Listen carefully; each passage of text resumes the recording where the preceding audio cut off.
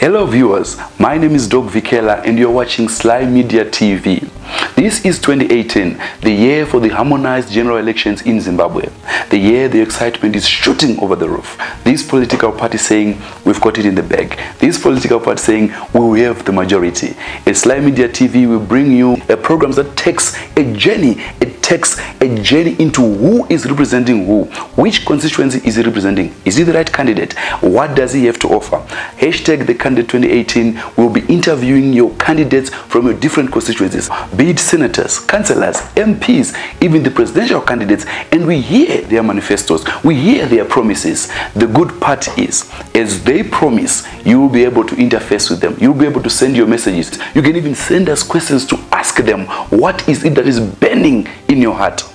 If you are an aspiring candidate also, you might feel we'll leave you out or you feel left out. If you feel you have any manifesto to sell, you can contact us on the details on the bottom of our screen.